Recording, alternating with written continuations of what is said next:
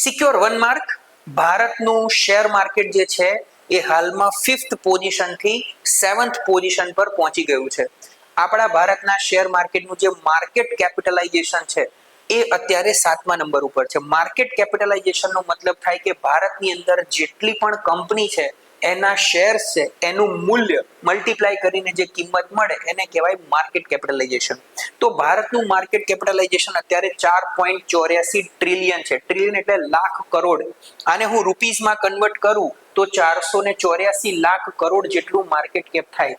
વિશ્વની અંદર અત્યારે હાઈએસ્ટ માર્કેટ કેપ જો કોઈ દેશનું હોય તો એ છે અમેરિકા, જેનું 78 ટ્રિલિયન ડોલર જેટલું માર્કેટ કેપિટલાઇઝેશન છે શેર માર્કેટમાં. બીજા નંબર પર છે ચાઇના, 15 ટ્રિલિયન ડોલર છે. તો ભારત 5મા નંબર પરથી 7મા નંબરે કેમ ગયો છે એની પાછળ કેટલાક રીઝન્સ છે. પહેલું કે તાઇવાન અને સાઉથ કોરિયા એવા દેશો છે જ્યાં વિશ્વના લોકો અત્યારે ત્યાંની સ્ટોક માર્કેટમાં રોકાણ કરી રહ્યા છે. કેમ?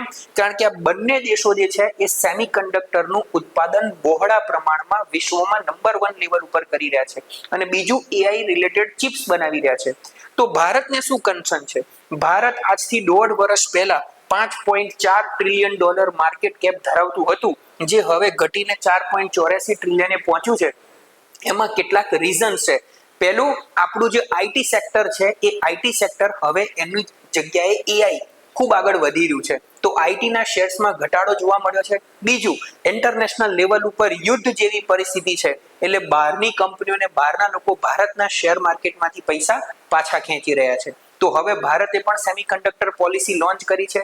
ભારત આઈટી ને સર્વિસ સેક્ટરની સાથે સાથે હવે આઈટી ફિલ્ડમાં અને એઆઈ ફિલ્ડનું જે મેન્યુફેક્ચરિંગ સેક્ટર છે સેમિકન્ડક્ટર થી લઈને એઆઈ ચિપ્સ થી લઈને એમાં ભારત હવે ખૂબ આગળ વધવા જઈ રહ્યું છે, પોલિસી બનાવી રહ્યું છે.